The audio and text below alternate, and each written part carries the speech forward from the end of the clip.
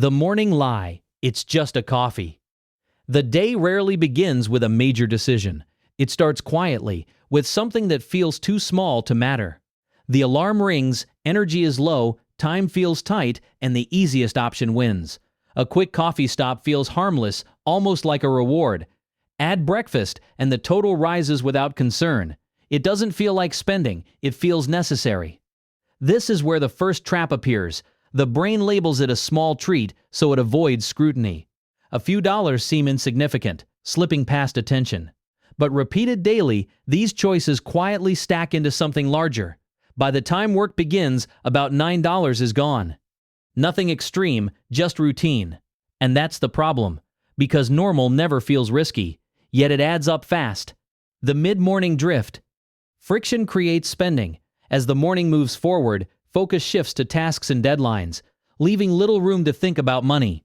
The brain begins favoring speed over efficiency, constantly choosing whatever requires the least effort. When something needs planning, it gets avoided. When it's quick and easy, it gets picked. That's how a simple snack turns into another purchase, whether from a vending machine or an app. The cost feels small, so it's ignored, but the habit quietly builds. The environment plays a bigger role than it seems. Everything is designed to remove effort and make spending effortless. And once effort disappears, awareness tends to disappear too, making repeated spending feel completely normal. The lunch illusion. Convenience has a price. By lunchtime, energy drops and patience wears thin. Cooking feels like too much work, so the easiest option takes over. A delivery app opens, and within seconds, a meal is ordered. It feels simple, almost automatic. But the price tells a different story. What seems like a normal meal grows with added fees, tips, and charges, turning into a $20 expense that barely registers. This is where convenience becomes costly. When planning is missing and time feels limited, everything becomes more expensive. It doesn't feel like overspending, just a quick solution. But repeated daily, that convenience quietly builds into a significant cost over time. The subscription shadow. Money that leaves silently. Some of the most consistent spending doesn't happen in the moment at all. It happens silently in the background. Subscriptions are designed to blend into daily life, becoming easy to forget. A few dollars here, 10 there, maybe a service barely used anymore. Individually, they seem too small to matter, but together, they form a steady drain. The reason they continue isn't value, it's effort. Canceling requires action, and the brain tends to avoid it. This creates a pattern where nothing changes, even when it should. Over time, $40 or $50 disappears each month without notice. There's no clear moment of spending, just a quiet deduction that keeps repeating. The afternoon trap. It was on sale. Later in the day, attention drifts, energy dips, focus fades, and distractions become more appealing. A quick scroll through an online store or app seems harmless. That's when the next trap appears. A product shows up with a discount label. Originally priced at $200, now marked down to $100. The brain reacts instantly. Not to the actual value of the item, but to the perceived deal. This is the anchoring effect, where the original price becomes the reference point, making the discounted price feel like an opportunity. But there's a deeper layer to this. Not buying the item starts to feel like losing money. That's loss aversion at work.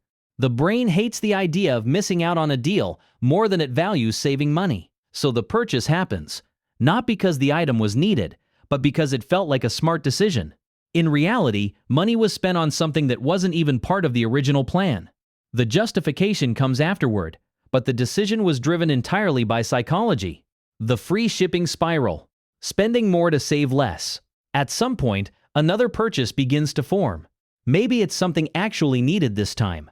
The total comes close to a free shipping threshold, just a few dollars short. This is where logic starts to bend. Paying $5 for shipping feels wasteful. Adding another item to reach the free shipping threshold feels like a smarter move. So something extra gets added to the cart. Something that wasn't planned or needed. What just happened is subtle but powerful.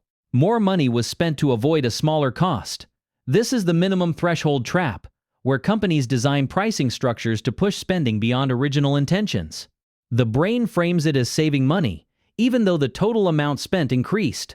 The logic feels sound in the moment, but the math tells a different story. The payment illusion, when spending doesn't feel real. The transaction completes with a tap. No cash changes hands, no physical sense of loss occurs.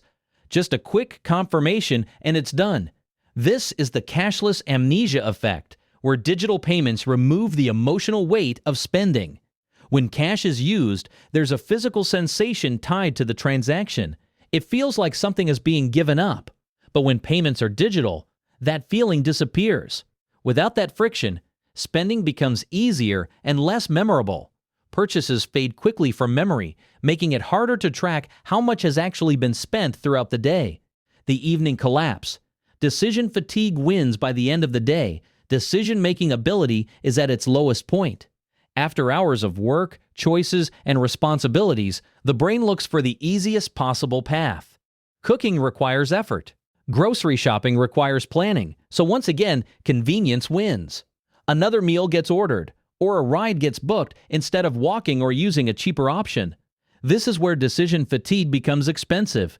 The more decisions made throughout the day, the harder it becomes to make good ones later. The brain defaults to ease, even if it costs more. Another $20 to $30 disappears. And just like that, the day ends the same way it started, with small, seemingly harmless decisions. The social spending pull. Paying to belong. Sometimes the day includes time with others, a dinner, drinks, or a casual outing. This introduces another layer of spending that feels even harder to control. When others are ordering certain items, choosing something cheaper feels uncomfortable. There's an invisible pressure to match the group. This is social conformity bias, where behavior adjusts to align with those around. The result is spending that isn't driven by personal preference, but by the desire to fit in. The cost becomes secondary to the social experience. The emotional justification. It was deserved. At the end of the day, there's often one final purchase, something small, something framed as a reward. It could be online shopping, a digital purchase, or anything that provides a quick boost of satisfaction. This is emotional spending. The brain links spending with feeling better, creating a cycle where purchases become a form of self-reward. It doesn't last long, but it's enough to reinforce the habit. The justification is simple. It was deserved. It was earned. It was needed. The daily total. The invisible adds up. By the time the day ends, the total doesn't feel dramatic. Nothing extreme happened. No major purchase stands out. But when everything is added together, the number tells a different story. Around $60 to $70 has been spent in a single day. Not on luxury. Not on big decisions. On routine. The monthly reality. The numbers start speaking, extend that daily pattern across a month, and the scale becomes clear. What felt like small, manageable spending turns into something much larger.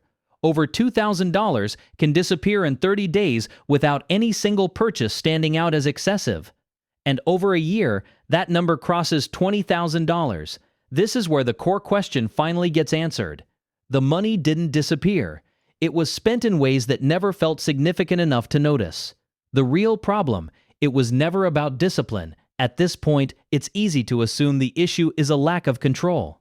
That better discipline or stricter budgeting would solve everything. But that assumption misses the real problem. The system itself is designed to make spending easy, invisible, and constant. Every app, every service, every pricing strategy is built to reduce friction and encourage quick decisions. Relying on willpower inside that system is like trying to swim against a current that never stops. This is where the shift begins. Because the solution isn't about trying harder, it's about changing the default. The turning point. Same life, different defaults. Nothing about the schedule needs to change. The job stays the same. The responsibilities don't disappear. The energy levels are still real, and time is still limited. The difference begins with something much quieter, but far more powerful. The defaults change. Instead of waking up and immediately needing to make a decision, the first choice of the day has already been made in advance. Coffee is no longer something that requires a stop, a line, or a transaction. It's already there. Breakfast doesn't depend on motivation or time because it has been simplified into something repeatable. The goal isn't perfection. The goal is removing friction before it appears. That single shift changes the tone of the entire morning. The brain no longer has to negotiate with itself. There's no internal debate, no just this once, no small justification. The decision is already done, and that's where the system starts to win. The new morning, removing the first leak. The same morning that used to cost $9 now costs a fraction of that. Coffee made at home costs cents instead of dollars. Breakfast becomes something simple, consistent, and predictable. The experience doesn't feel like deprivation. It feels easier. That's the key difference. When something is easier and cheaper at the same time, it stops feeling like a sacrifice. It becomes the obvious choice. Over time, that one adjustment alone saves hundreds of dollars a month. But more importantly, it removes the first crack where money used to leak out unnoticed. The midday reset. Planning beats convenience. By the time lunch arrives, the same pressures still exist. Work is still busy, energy is still limited, and time still feels tight. But this time, the outcome is different because the setup is different. Instead of opening a delivery app, the meal is already decided. It doesn't have to be complicated.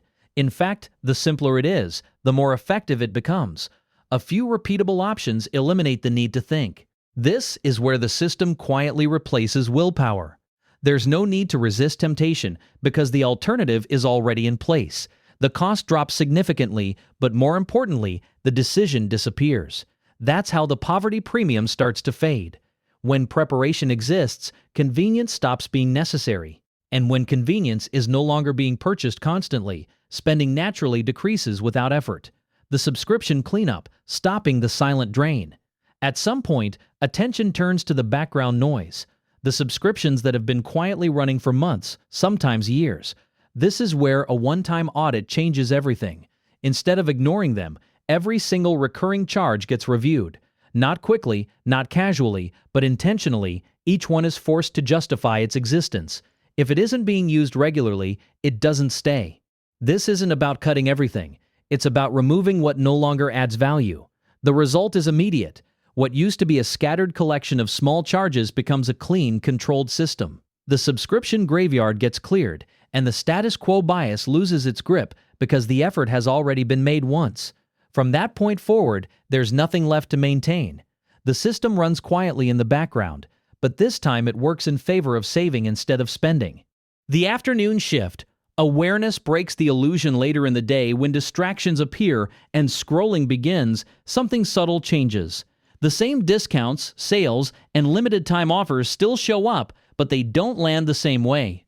Because once the anchoring effect and loss aversion are understood, the illusion starts to break. A discounted price no longer feels like an automatic win. It becomes a question instead of a reaction. Was this needed before the discount appeared?